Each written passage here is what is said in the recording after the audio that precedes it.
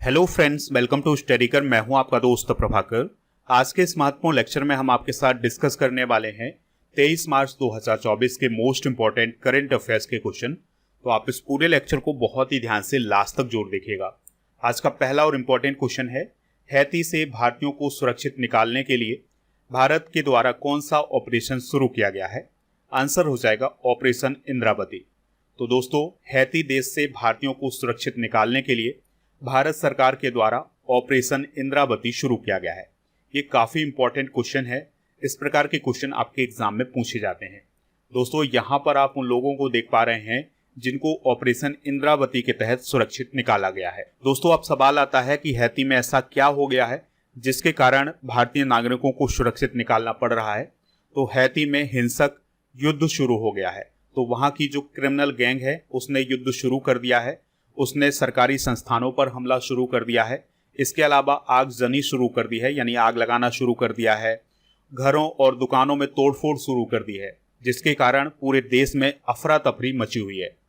इसी को देखते हुए 12 मार्च को हैती के प्राइम मिनिस्टर एरियल हेनरी ने अपने पद से इस्तीफा दे दिया था। हैती में इमरजेंसी लगा दी गई है और लगभग 80% हैती पर क्रिमिनल गैंग का कब्जा हो गया है। यानी कि जो क्रिमिनल गैंग है वहां की, उसका कब्जा हो चुका है 80% हैती पर।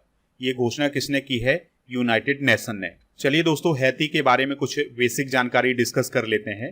तो हैती कैरेबियन सागर में हिस्पनियोला द्वीप पर स्थित एक देश है। तो ये है हिस्पनियोला द्वीप और इसी में एक छोटा सा देश स्थित है जिसका नाम है हैती। तो हिस्पनियोला द्वीप के दो हिस्से हैं, एक है हैती और दूसरा है डोमिनिकन रिपब्लिक। ठीक है, तो हैती वाले हिस्से में हिंसा फैली हुई है और यहीं पर इमरजेंसी लगा दी गई है।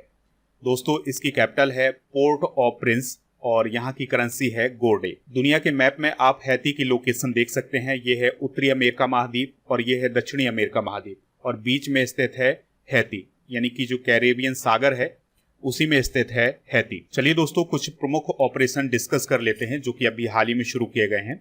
तो ऑपरेशन अमृत की बात करें तो यह केरल राज्य में शुरू किया गया था और इसका काम था एंटीबायोटिक दवाओं के दुरुपयोग को रोकना। ऑपरेशन अजय शुरू किया गया था इजराइल से भारतीयों को वापस निकालने के लिए। ऑपरेशन कावेरी शुरू किया गया था सूडान में फंसे भारतीयों को वापस लाने के लिए। ऑपरेशन दोस्त शुरू किया गया था भूकंप प्रभावित तुर्की और सीरिया की सहायता के लिए। ऑपरेशन करुणा शुरू किया गया था नौसेना के द्वारा म्यांमार में चक्रवात राहत अभियान के लिए। ऑपरेशन गंगा शुरू किया गया था यूक्रेन से भारतीयों को वापस लाने के लिए। ऑपरेशन समुद्र सेतु शुरू किया गया था मालदीव से भारतीयों को वापस लाने के लिए। ऑपरेशन देवी शक्ति की बात करें तो अफगानिस्तान से भारतीयों को वापस लाने के लिए ऑपरेशन देवी शक्ति शुरू किया गया था। ऑपरेशन त्रिनेत्र 2 सुरक्षा बलों के द्वारा शुरू किया गया था आतंकवादियों के खिलाफ। ऑपरेशन मर्यादा की बात करें तो यह उत्तराखंड पुलिस के द्वारा शुरू किया गया था और इसका उद्देश्य था तीर्थ और पर्यटक स्थलों में स्वच्छता को बनाए रखना। ऑपरेशन सजग की बात करें तो यह भारतीय तटरक्षक बल यानी इंडियन कोस्ट गार्ड के द्वारा तटीय सुरक्षा को बढ़ाने के लिए शुरू किया गया था। तो ये हैं कुछ प्रमुख ऑपरेशन।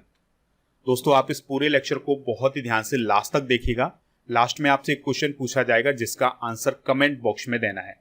अगर आप चैनल पर पहली बार आए हैं तो सब्सक्राइब कर लें, बेल आइकन भी दबा लें जिससे आपको समय पर और सबसे पहले नोटिफिकेशन मिल सकेगा। आप हमारे टेलीग्राम चैनल को भी ज्वाइन कर लीजिएगा, इसका लिंक डिस्क्रिप्शन बॉक्स में आपको मिल जाएगा। इसके अलावा ऐप भी डाउनलोड कर लीजिएगा, इसका भी लिंक आपको डिस्क्रिप्शन में मिल जाएगा। ऐप पर आपको paid course, e book, test series, PDF, class note, daily quiz ये सभी मिल जाएगा। मंथली करंट अफेयर्स और ईयरली करंट अफेयर्स की ई बुक आपको यहीं पर मिलेगी, हिंदी और इंग्लिश दोनों मीडियम में। इसके अलावा साइंस की ई बुक भी आपको यहीं पर मिल जाएगी। पेड कोर्स भी शुरू हो गए हैं तो उनको अगर आप परचेज करना चाहते हैं तो आप ऐप पर जरूर एक बार विजिट करिएगा। अगला क्वेश्चन है, प्रधानमंत्री मोदी किस देश की 2 दिन की यात्रा पर गए हैं? तो प्राइम मिनिस्टर मोदी जी भूटान की 2 दिन की यात्रा पर गए हुए हैं।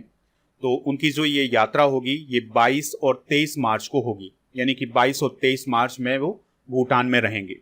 तो प्राइम मिनिस्टर मोदी ने भूटान के राजा जिग्मे वांगचुक से मुलाकात की है। इसके अलावा भूटान के प्राइम मिनिस्टर सेरिंग टोब्गे से भी मुलाकात की है।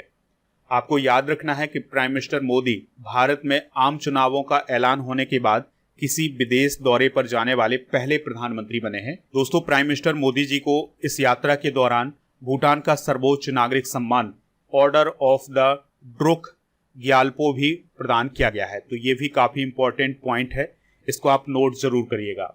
दोनों देशों के प्रधानमंत्री की मौजूदगी में ऊर्जा संरक्षण और खाद्य सुरक्षा मानकों पर सहयोग से जुड़े समझौते भी हुए हैं। यानी कि भारत के प्रधानमंत्री और भूटान के प्रधानमंत्री की मौजूदगी में ऊर्जा संरक्षण और खाद्य सुरक्षा मानकों को लेकर के समझौते किए गए हैं। बात करते हैं भूटान की, तो भूटान भारत का पड़ोसी देश है। कैपिटल इसकी थिम्पू है। राजा हैं जिग्मे खेसर नामग्याल वांगचुक। प्राइम मिनिस्टर हैं सेरिंग टोब्गे। और करेंसी को आप याद रखिएगा, नगुल ट्रम यहाँ की करेंसी है और भारतीय रुपया भी यहाँ पर चलता है। भूटान ने रूबेला को अभी हाल ही में सफलतापूर्वक समाप्त किया है और भूटान सभी आवारा कुत्तों की नसबंदी करने वाला दुनिया का पहला देश बना है। भूटान की लोकेशन आप यहाँ पर देख सकते हैं। ये है इंडिया, ये है नेपाल और ये है बांग्लादेश, ठीक है, और ये है चाइना और यहीं पर स्थित है भूटान। नेक्स्ट क्वेश्चन है, रीयूजेबल लॉन्च व्हीकल पुष्पक का लैंडिंग एक्सपेरिमेंट किस अंतरिक्ष एजेंसी के द्वारा किया गया है? आंसर हो जाएगा इसरो के द्वारा। तो दोस्तों, इसरो के द्वारा एक ऐसा रॉकेट बनाया गया है जिसका एक बार उपयोग करने के बाद फिर से उसका उपयोग किया जा सकता है। अभी क्या होता है कि एक बार रॉकेट का उपयोग करने के बाद फिर से उसका उपयोग नहीं किया जा सकता है क्योंकि वो रॉकेट समुद्र में गिर जाती है। लेकिन ये जो रीयूजेबल लॉन्च व्हीकल है, जिसे हम पुनः उपयोग करने वाली रॉकेट बोल सकते हैं, तो यह क्या करेगी कि सबसे पहले ये स्पेस में स्पेस क्राफ्ट को भेज देगी और फिर से ये पृथ्वी पर वापस आएगी, लैंडिंग करेगी, जिस प्रकार से एरोप्लेन लैंडिंग करते हैं, और फिर से इसका उपयोग किया जा सकेगा। तो इसे रीयूजेबल लॉन्च व्हीकल बोला गया है। देखिए, अभी इसका जो लैंडिंग एक्सपेरिमेंट हुआ है वो किस प्रकार से हुआ है। तो यहाँ पर आप सेना का एक हेलीकॉप्टर देख पा रहे हैं जिसका नाम है चिनूक, और ये है रीयूजेबल लॉन्च व्हीकल। तो चिनूक हेलीकॉप्टर इस रीयूजेबल लॉन्च व्हीकल को ऊंचाई पर ले जाता है, फिर वहां से छोड़ता है और फिर ये स्पेस क्राफ्ट ऑटोमेटिक तरीके से इस रनवे पर उतर जाता है। तो कुछ इसी प्रकार का कार्य करेगा ये रीयूजेबल लॉन्च व्हीकल। दोस्तों, आपको याद रखना है कि इस रीयूजेबल लॉन्च व्हीकल का नाम पुष्पक रखा गया है। चलिए दोस्तों, कुछ इंपॉर्टेंट करंट अफेयर्स डिस्कस कर लेते हैं। तो मंगल ग्रह पर अभी हाल ही में एक नोटिक्स ज्वालामुखी की खोज की गई है जो कि काफी विशाल ज्वालामुखी है। गगनयान मिशन के लिए अभी कुछ अंतरिक्ष यात्रियों का चयन किया गया था जिनको गगनयान के तहत अंतरिक्ष में भेजा जाएगा। तो उनके नाम है प्रशांत नायर, अजीत कृष्णन, अंगद प्रताप और शुभांशु शुक्ला। तो ये नाम आप जरूर नोट करिएगा। गगनयान के बारे में बात करें तो यह भारत का मानव युक्त अंतरिक्ष मिशन है, यानी इसमें मानव को अंतरिक्ष में भेजा जाएगा। गगनयान 2025 तक लॉन्च किया जा सकता है। गगनयान मिशन से पहले इसरो के द्वारा अंतरिक्ष में एक रोबोट भेजा जाएगा जिसका नाम होगा व्योम मित्रा। तो ये भी काफी इंपॉर्टेंट पॉइंट है। दोस्तों, अभी हाल ही में जापान चंद्रमा पर सॉफ्ट लैंडिंग करने वाला 5वां देश बना है। और जापान के मून मिशन का क्या नाम था? स्नाइपर। ये पॉइंट भी आप नोट कर लीजिएगा। अमेरिका की एक प्राइवेट कंपनी है जिसका नाम है इंट्यूटिव मशीन्स। तो उसके द्वारा अभी चंद्रमा पर लैंडिंग की गई है और चंद्रमा पर लैंडिंग करने वाली पहली प्राइवेट कंपनी कौन बनी है? Intuitive machine. ठीक है, तो इसके द्वारा जो लैंडर भेजा गया था उसका नाम था ओडेसियस। ठीक है, तो इसने चंद्रमा के दक्षिणी ध्रुव पर लैंडिंग की है। नेक्स्ट क्वेश्चन है, इंडियन स्टील एसोसिएशन यानी ISA के अध्यक्ष कौन बने हैं? आंसर हो जाएगा नवीन जिंदल। तो नवीन जिंदल इंडियन स्टील एसोसिएशन के अध्यक्ष अभी हाल ही में नियुक्त किए गए हैं। अब नवीन जिंदल भारतीय इस्पात उद्योग के लिए नीतियों और रणनीतियों को आकार देने में महत्वपूर्ण भूमिका निभाएंगे। इंडियन स्टील एसोसिएशन भारतीय इस्पात उत्पादकों के हितों का प्रतिनिधित्व करने वाली सबसे बड़ी संस्था है। यह भारत में इस्पात उद्योग की वृद्धि और विकास को बढ़ावा देने के लिए काम करता है। हाल ही में की गई कुछ महत्वपूर्ण नियुक्तियां डिस्कस कर लेते हैं। जैसे नवनीत कुमार सहगल प्रसार भारती के अध्यक्ष बने हैं, राहुल सिंह CBSE के अध्यक्ष बने हैं, ज्ञानेश कुमार और सुखबीर संधू चुनाव आयुक्त बने हैं, किशोर मकवाना राष्ट्रीय अनुसूचित जाति आयोग के अध्यक्ष बने हैं, AS राजीव केंद्रीय सतर्कता आयोग के आयुक्त बने हैं, देवेंद्र झाझरिया भारत की पैरालंपिक समिति के अध्यक्ष बने हैं, हरियाणा के CM बने हैं नायब सिंह सैनी, पैरालंपिक समिति के अध्यक्ष अभी हमने डिस्कस किया हुआ है देवेंद्र झाझरिया बने हैं, NHPC लिमिटेड की CMD बने हैं राजेंद्र प्रसाद गोयल और स्लाइस की ब्रांड एम्बेसडर बनी है नयनतारा। नेक्स्ट क्वेश्चन है, चौथे संघाई सहयोग संगठन यानी SCO स्टार्टअप फोरम का आयोजन कहाँ किया गया है? आंसर हो जाएगा नई दिल्ली में। तो संघाई सहयोग संगठन यानी SCO स्टार्टअप फोरम का चौथा संस्करण 19 मार्च 2024 को नई दिल्ली में आयोजित किया गया है। इस फोरम में या इस बैठक में जो SCO के सदस्य हैं उनके बीच बातचीत की गई है। तो नवाचार को बढ़ावा देने के लिए और स्टार्टअप को बढ़ावा देने के लिए बातचीत की गई है। दोस्तों बात करते हैं SCO की यानी संघाई कोऑपरेशन ऑर्गेनाइजेशन की। तो इसका गठन हुआ था 15 जून 2001 को। मुख्यालय या इसका सचिवालय है बीजिंग, चाइना में। SCO एक पॉलिटिकल, इकोनॉमिकल और सिक्योरिटी ऑर्गेनाइजेशन है। इसके सदस्य कौन कौन है? रूस, China, Kazakhstan, Tajikistan, Kyrgyzstan, Uzbekistan, Bharat, Pakistan और ईरान। तो भारत और पाकिस्तान 2017 में SCO में शामिल हुए थे और ईरान 2023 में शामिल हुआ है। इसके ऑब्जर्वर्स कौन है? बेलारूस और मंगोलिया। दोस्तों जनसंख्या के मामले में दुनिया का सबसे बड़ा क्षेत्रीय संगठन कौन है? SCO, क्योंकि इसमें 80% जनसंख्या कवर हो जाती है। SCO सम्मेलन 2024 का आयोजन कजाकिस्तान में किया जाएगा। नेक्स्ट क्वेश्चन है, IMT ट्रिलेट 2024 अभ्यास में किन देशों ने हिस्सा लिया है? आंसर हो जाएगा इंडिया, मोजाम्बिक, तंजानिया। तो इस क्वेश्चन का जो राइट आंसर हो जाएगा वो हो जाएगा ऑप्शन नंबर डी यानी उपरोक्त सभी ने। तो IMT का मतलब होता है इंडिया, मोजाम्बिक, तंजानिया। तो इनके बीच में अभी हाल ही में ट्रिलेट 2024 अभ्यास शुरू हुआ है। तो ये अभ्यास 21 से 29 मार्च 2024 तक किया जाएगा। और इसमें कौन कौन से देश हिस्सा ले रहे हैं इस पॉइंट को आप जरूर याद रखिएगा, भारत, मोजाम्बिक और तंजानिया। और IMT ट्रिलेट 2024 जो अभ्यास आयोजित किया जा रहा है यह इसका दूसरा संस्करण है। अब सवाल आता है कि यह अभ्यास कहाँ आयोजित किया जा रहा है? तो इसका आयोजन तंजानिया के जंजीबार और मोजाम्बिक के मापुटो बंदरगाहों पर किया जा रहा है। दोस्तों IMT ट्रिलेट का पहला अभ्यास अक्टूबर 2022 में किया गया था और अब 2024 में इसका दूसरा संस्करण आयोजित किया जा रहा है। इसका उद्देश्य है भारत, मोजाम्बिक, तंजानिया के बीच समुद्री सहयोग को मजबूत करना। चलिए कुछ प्रमुख युद्ध अभ्यास डिस्कस कर लेते हैं। जैसे टाइगर ट्रम्प अभ्यास भारत और अमेरिका के बीच आयोजित किया गया है। अभ्यास लामितीय भारत और सेशेल्स के बीच।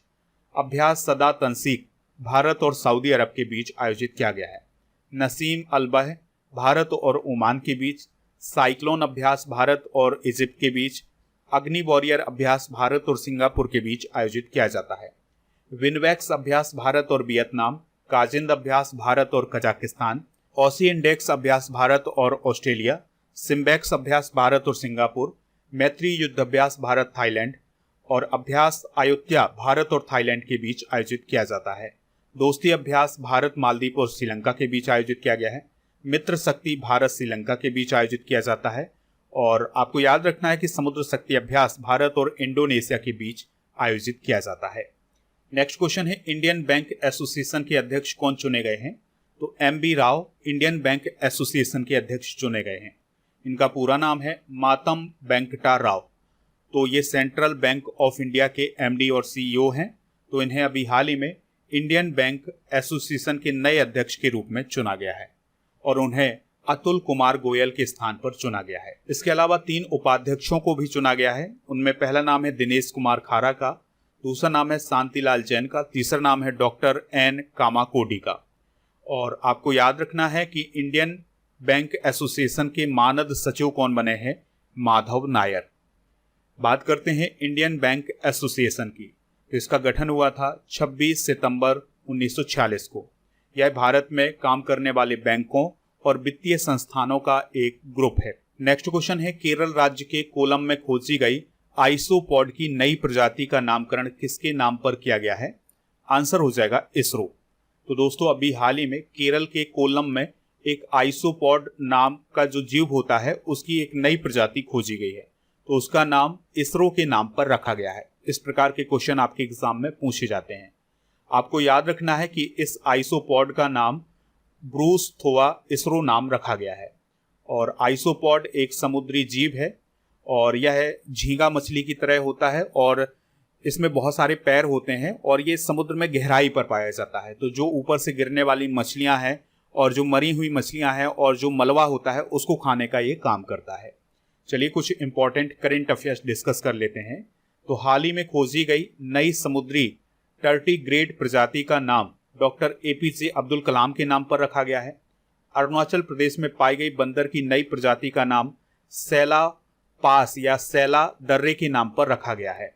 भारतीय प्राणी सर्वेक्षण ने पश्चिम बंगाल और ओडिशा के तटों पर खोजी गई समुद्री हेड सील समुद्री स्लग का नाम राष्ट्रपति द्रौपदी मुर्मू के नाम पर रखा गया है। दोस्तों अभी हाल ही में शोधकर्ताओं ने थाईलैंड में 8 आंखों वाली नई प्रजाति की बिच्छू का पता लगाया है। अगला क्वेश्चन है, बिहार राज्य का स्थापना दिवस या बिहार दिवस कब मनाया जाता है? तो हर साल 22 मार्च को बिहार दिवस मनाया जाता है। तो 22 मार्च 1912 को बंगाल प्रांत से बिहार और उड़ीसा प्रांत को अलग किया गया था। तो इसी घटना को याद करने के लिए 22 मार्च को बिहार दिवस मनाया जाता है। आपको याद रखना है कि 26 जनवरी 1950 को बिहार को राज्य का दर्जा दिया गया था और बिहार का एक बार और विभाजन हुआ है, वो हुआ है 15 नवंबर सन 2000 को। तो दक्षिणी बिहार को अलग करके एक नया राज्य बनाया गया था जिसका नाम रखा गया था झारखंड। बिहार के बारे में बेसिक पॉइंट डिस्कस कर लेते हैं। तो 22 मार्च 1912 को इसका गठन हुआ था। राजधानी इसकी पटना है, मुख्यमंत्री हैं नीतीश कुमार और गवर्नर हैं राजेंद्र विश्वनाथ अर्लेकर। विधानसभा की 243, विधान परिषद की 75, राज्यसभा की 16 और लोकसभा की 40 सीटें हैं। चलिए दोस्तों बिहार से रिलेटेड कुछ इंपॉर्टेंट करंट अफेयर्स डिस्कस कर लेते हैं। तो अभी हाल ही में वरिष्ठ IAS ब्रजेश मेहरोत्रा बिहार के नए मुख्य सचिव बने हैं। नरेंद्र नारायण यादव बिहार विधानसभा के डिप्टी स्पीकर बने हैं। नंदकिशोर यादव बिहार विधानसभा के नए अध्यक्ष बने हैं। देश का पहला तांबे से बना बापू टावर पटना में बनाया गया है। मिशन दक्ष बिहार राज्य में शुरू किया गया है। बिहार के मुख्यमंत्री नीतीश कुमार ने किसानों के लिए नीतीश डिवाइस को अभी हाल ही में लॉन्च किया है। जातिगत जनगणना कराने वाला पहला राज्य कौन है? बिहार। नेक्स्ट क्वेश्चन है, WTT फीडर बेरूत स्पर्धा में पुरुष सिंगल्स का खिताब किसने जीता है? आंसर हो जाएगा साथियान ज्ञानशेखरन ने। तो टेबल टेनिस के भारतीय खिलाड़ी हैं साथियान ज्ञानशेखरन। तो उन्होंने लेबनान में आयोजित की गई WTT फीडर बेरूत स्पर्धा में पुरुष सिंगल्स का खिताब जीता है। उन्होंने मानव ठक्कर को हराया है।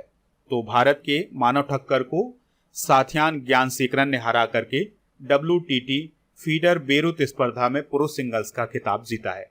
और दोस्तों ये जो स्पर्धा है ये लेबनान की कैपिटल बेरूत में आयोजित की गई थी। दोस्तों बात करते हैं WTT की। तो इसे विश्व टेबल टेनिस या वर्ल्ड टेबल टेनिस बोला जाता है। इसे 2019 में ITTF के द्वारा बनाया गया था। ITTF को क्या बोला जाता है? International table tennis federation. तो यह एक टेबल टेनिस की गवर्निंग बॉडी है। जिस प्रकार से क्रिकेट में ICC होता है उसी प्रकार से टेबल टेनिस में ITTF होता है। तो ITTF की स्थापना 1926 में की गई थी। इसका मुख्यालय लुसाने स्विट्जरलैंड में है। टेबल टेनिस से रिलेटेड कुछ शब्दावली भी आप नोट कर लीजिएगा। स्मैश, ड्रॉप, डायूस, स्पिन, लेट और सर्विस, ये सभी शब्द टेबल टेनिस से जुड़े हुए हैं। तो दोस्तों ये थे आज के महत्वपूर्ण करंट अफेयर्स के क्वेश्चन। चलिए अब हम कल के करंट अफेयर्स के क्वेश्चन एक बार डिस्कस कर लेते हैं।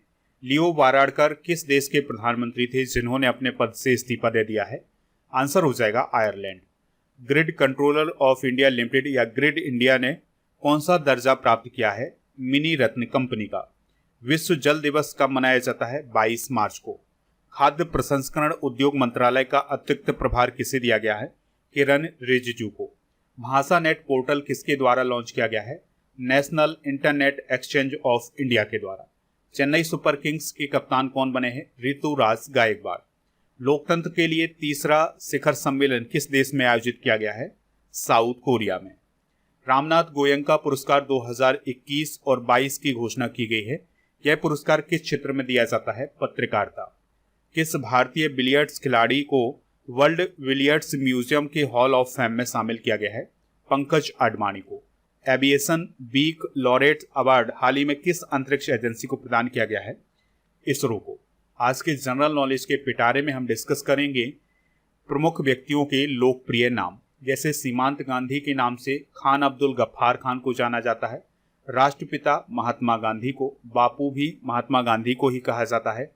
वयोवृद्ध पुरुष दादा भाई नौरोजी को कहा जाता है। लौह पुरुष सरदार वल्लभ भाई पटेल को, शांति पुरुष लाल बहादुर शास्त्री को, पंजाब केसरी लाला लाजपत राय को, बंगाल केसरी आशुतोष मुखर्जी को कहा जाता है। बिहार केसरी डॉक्टर श्री कृष्ण सिंह को कहा जाता है। आंध्र केसरी टी प्रकाशम को कहा जाता है। शेर कश्मीर शेख अब्दुल्ला को, बंगबंधु शेख मुजीबुर रहमान को, देशबंधु चितरंजन दास को और दीनबंधु CF एंड्रूज को कहा जाता है। दोस्तों, कल के करंट अफेयर्स में आपसे पूछा गया था कि वर्ल्ड अर्थ डे कब मनाया जाता है, तो आंसर है इसका 22 अप्रैल। तो लगभग सभी लोगों ने इसका आंसर 22 अप्रैल बताया हुआ है।